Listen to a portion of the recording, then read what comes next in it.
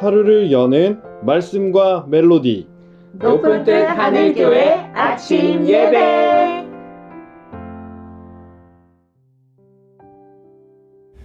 (6월 10일) 화요일에 인사드립니다. 반갑습니다. 오늘은 민수기서 35장 22절부터 34절의 말씀을 나눕니다. 먼저 말씀을 듣습니다.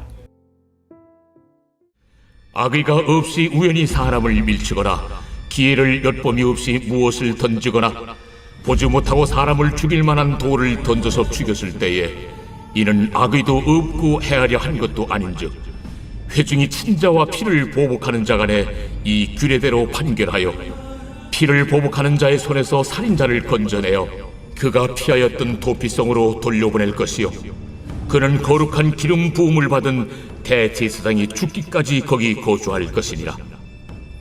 그러나 살인자가 어느 때든지 그 피하였던 도피성 지경 밖에 나가면 피를 보복하는 자가 도피성 지경 밖에서 그 살인자를 만나 죽일지라도 피 흘린 죄가 없나니 이는 살인자가 대제사장이 죽기까지 그 도피성에 머물러야 할 것이니라. 대제사장이 죽은 후에는 그 살인자가 자기 소유의 땅으로 돌아갈 수 있느니라. 이는 너희의 대대로 거주하는 곳에서 판결하는 규례라. 사람을 죽인 모든 자 곧 살인한 자는 증인들의 말을 따라서 죽일 것이나 한 증인의 증거만 따라서 죽이지 말 것이요 고의로 살인죄를 범한 살인자는 생명의 속전을 받지 말고 반드시 죽일 것이며 또 도피성에 피한 자는 대제사장이 죽기 전에는 속전을 받고 그의 땅으로 돌아가 거주하게 하지 말 것이니라. 너희는 너희가 거주하는 땅을 더럽히지 말라. 피는 땅을 더럽히나니 피 흘림을 받은 땅은 그 피를 흘리게 한 자의 피가 아니면 속함을 받을 수 없느니라. 너희는 너희가 거주하는 땅 곧 내가 거주하는 땅을 더럽히지 말라. 나 여호와는 이스라엘 자손 중에 있음이니. 민수기 35장의 후반부는 도피성 제도의 깊은 뿌리인 하나님의 공의에 대한 내용을 담고 있습니다.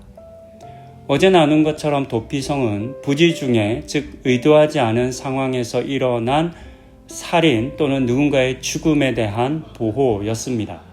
그렇다면 의도된 살인의 경우에는 도피성으로 피하면 보호를 받을 수 있었을까요? 성경은 그렇지 않다라고 명확하게 이야기합니다. 본문은 의도하지 않은 죽음과 의도적인 죽음을 명확하게 구분합니다. 고의가 없을 경우라면 도피성에 머물며 대제사장이 죽을 때까지 보호를 받을 수 있었지만 고의로 살인한 자는 어제의 본문인 21절과 오늘의 본문인 31절에 기록된 것처럼 반드시 죽여야 한다라고 말씀하셨습니다. 의도를 가지고 생명을 해친 자를 그대로 둘 수 없다, 두어서는 안 된다라고 하는 하나님의 절대적 정의의 표현인 것을 알 수 있습니다. 이것은 단순한 복수가 아니라 생명을 귀히 여기는 하나님의 공의에 대한 선언이라 할 수 있습니다. 생명의 창조자이신 하나님께서는 누구보다 생명의 소중함을 아시는 분이셨고 그렇기 때문에 생명을 가볍게 여기는 사람의 죄를 결코 가볍다 또는 가볍게 여기거나 지나치지 않으시는 분이십니다. 오늘날 우리 사회에 생명경시 풍토가 만연합니다. 의도를 가진 살인이 수없이 자행되고 있습니다. 돈과 물질을 빼앗기 위한 살인, 정치적 이득을 위한 살인, 개인의 감정의 안갚음을 위한 살인 등 수많은 살인들이 우리 사회 주변 곳곳에서 일어나고 있습니다. 그런데 이 같은 살인을 하나님께서는 반드시 심판하신다라고 하는 사실을 우리는 기억해야만 합니다. 그리고 그것에 대해서 말해야 합니다. 한편 자신의 손으로 직접 사람을 죽이지는 않았다 하더라도 살인이 되는 일들이 있습니다. 대형 제빵업체에서 반복적으로 일어나고 있는 노동자 사망 사건이 그렇습니다. 홍수나 재해 등 예방하고 방지할 수 있지만 미연에 막지 못한 사건들도 그렇습니다. 이런 여러 다양한 일들이 우리 사회 속에서 계속 일어나고 있습니다. 충분히 예방하고 방지할 수 있는 일들도 어쩔 수 없는 사건 사건과 사고라고 말하며 포장되어지는 살인도 일어나고 있습니다. 이와 같은 일들을 우리는 절대 가볍게 여겨서는 안 됩니다. 어쩔 수 없다. 돈의 논리, 권력과 힘의 논리에 이같이 생명의 가치가 훼손되는 것을 우리는 당연하게 여기면 안 됩니다. 그것이 오늘의 본문이 우리에게 들려주시는 핏값에 대한 하나님의 경고라 할 수 있습니다. 부지 중에 살인한 사람에 대한 하나님의 은혜인 도피성에 대한 말씀을 읽고 우리는 감사해야 하겠지만 반대로 의도되고 방조되고 묵인된 살인에 대한 하나님의 진노와 심판을 두려워해야 합니다.